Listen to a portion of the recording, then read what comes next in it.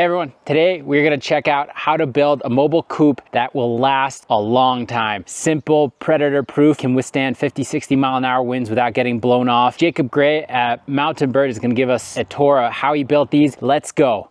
This is the machine. So we're looking at a 10 by 10 chicken mobile. As you can see, working with rebar.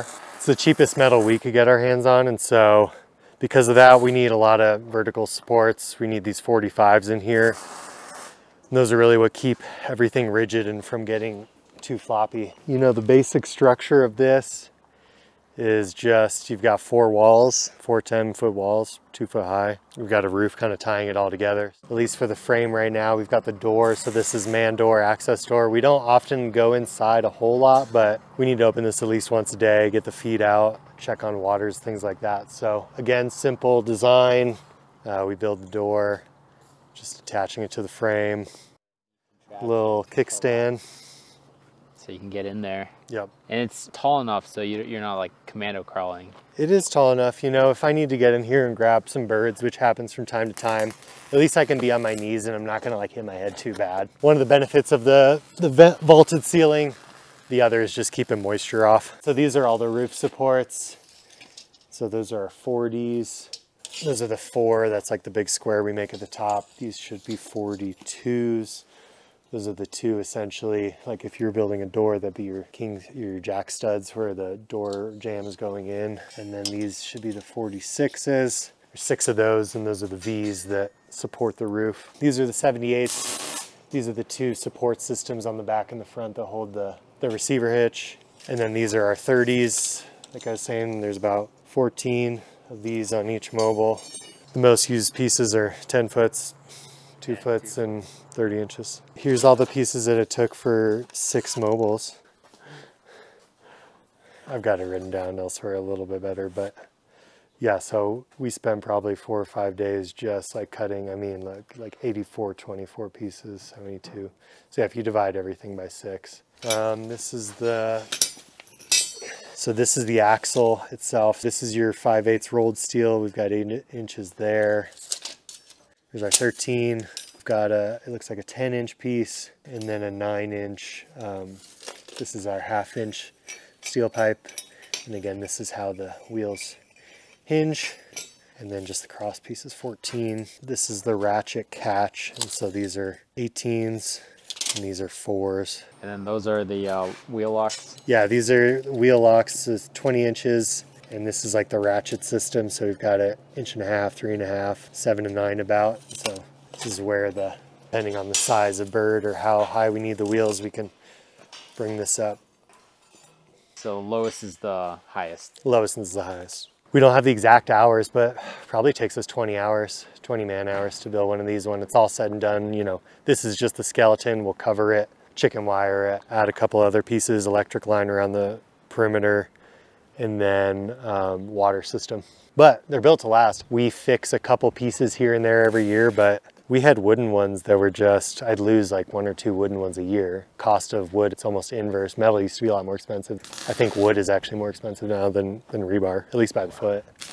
So then you create the sides first, and then once you have the box, you reinforce it on all the angles. Yep. This would be your first step then?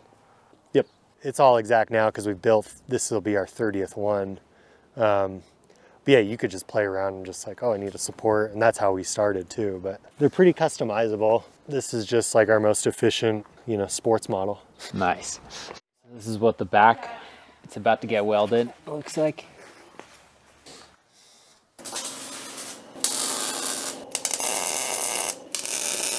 We'll just test the swing of it. Yeah, there's a lot of play on that one. Sarah built all those. I didn't. I don't think so.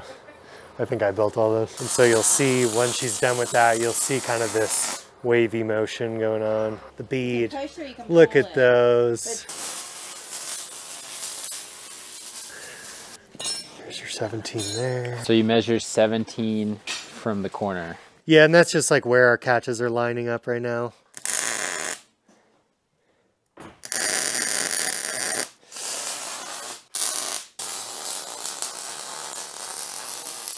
And how do you build the tires? So that's probably, yeah, the most complicated system. This is made out of just kind of like manhole pipe, 15-inch black pipe, pretty affordable. And then that, we just made a hub again, 1/2-inch pipe. So when you made the hub, how did you do it? You drilled? I drilled 6 holes evenly spaced. We've got, you know, jigs set out for all this stuff, but you could just evenly go apart. I think it's like 8 1/4 inches. I'm drilling holes, you know, measuring how long the pipe is, or how long the rebar is, evenly spaced.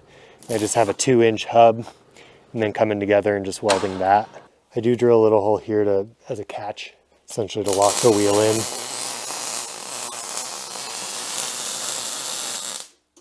It's simple as that, like sticking some wire in there.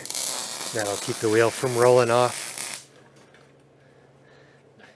So once we get the skeleton, like we are here, we'll wrap it full with chicken wire, and then we'll add some of the little like add-on pieces. And the chicken wire goes on the inside? It goes on the outside primarily. We'll wrap it inside anything that's moving. So we'll weave in through here, come on the back side, come back out. So it's kind of a weaving in and out. Same thing on the front. Like for these handles, obviously you wouldn't want to wrap your chicken wire over these handles. And so we'll like wrap it outside, and then we'll just come in tight inside and then come back out. The 3 things that we need to add after chicken wire is like that front solid bar, that 1-foot bar. We'll need to add our 4 electrical insulator arms. And then we'll just add 2 back grab bars right here. That'll make it easier to raise and lower.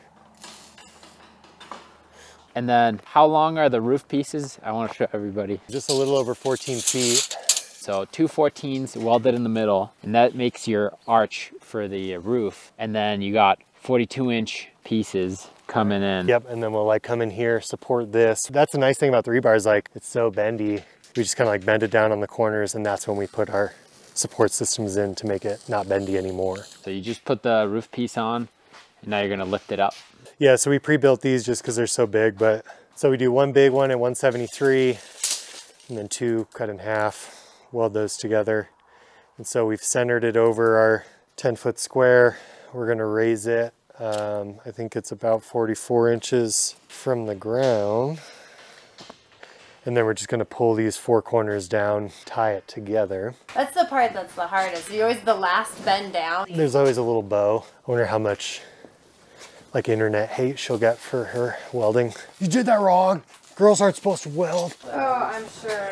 And then for the roofing material, what do you recommend people? I mean, this is like farm tech stuff. They guarantee it for like 20, 30 years. I've used billboards. Some of them can be a little flimsy. You need to make sure it's like a certain mil, like at least over 11 mil, because we get like 50, 60 mile-an-hour winds and it just can't handle it. Plus you're like rubbing against, you know, you're rubbing against kind of rough metal. The thicker the better, really. And the reason we use the vinyl is because if you tried to like physically sheathe this, you'd be toast. It'd be so heavy, because if these are already 80 pounds just on one side, you'd probably double it if you were to throw plywood or even something thinner than that. So Keep it light as possible. yeah, it's like the frame is as heavy as we can have it, and then everything else, you know, we wrap the sides in chicken wire. That doesn't weigh a whole lot. And so we're just weaving very thin metal wire. We're essentially just gonna sew this beast on and hope the wind doesn't take it away. We have a hatch, and so we're sewing the hatch. There is a door. You pull tight, and then I'm gonna take the rest of this stuff out when you poke through. This is the only technical piece, you know, we're going around. We essentially have to go around the door frame, and then we do the door. These are the 10 by 10 mobiles, and we cut these 12 by 12 just to have a little overlap on each side. This stuff is so thin, you can just slice it with the fingers, but if this was any thicker, I'd get another set of pliers in here and do a proper field splice. Go both, see how I like went one way and the other way. So that way when you like pull it, they kind of cinch together and they're locked in. Yeah, the way Salatin weighs his mobiles down is builds them out of wood, so they're pretty light, but then I think he sides them and roofs them with tin. And so like that's what keeps his from blowing in the wind, but we just figure build the frame heavier, and then we've got this lightweight roof. That's really where this came from, was they just had one of these, they had a big building. I think this was like 120 by 80 or something. It's a big building. We rolled it out on Thursday, and it took us a couple hours just to like maneuver it around and unfold it and cut it into little 12 by 12 squares. everything we need here for the water system. We're doing a trial run with these bell waters, which are kind of the standard for most like pastured operations. We were using the little nipple waters, but they're kind of leaky. They waste a lot of water and we're in the desert. So it's pretty simple. I'm just gonna put in like a PVC backbone, have a couple of nipples sticking out the back. That way we can connect the mobiles in series. And what we do is we tie our water system all to one like 250 gallon tote. Keeps us from having to fill like 5 gallon waters per mobile per day. And they probably drink more than 5 gallons like one mobile does. Same thing on the other side. This is gonna go in here, like so. Right in there. So you could still use this and maybe you just have like a 10 gallon. Yeah, if we didn't have as many mobiles as we do. So this is the new trial without the nipples. Without no nipple. We're going nip free. And we've had good success with these in the brooder. We use these.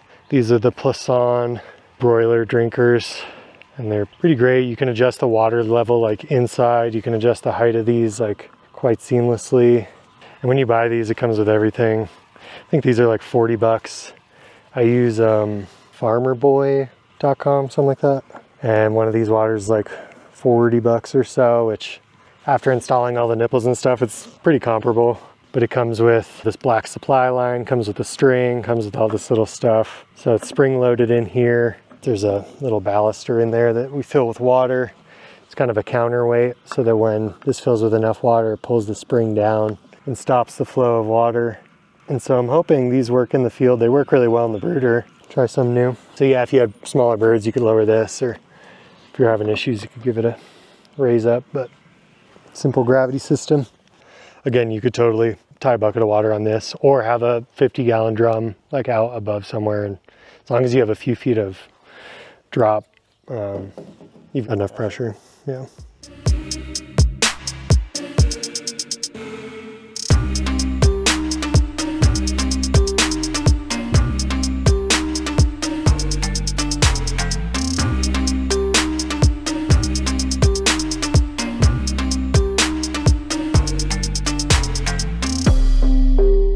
Hope you guys got tremendous value learning how to build these coops. If you have any questions, feel free to add them. Don't forget to like and subscribe, and we'll see you on the next one.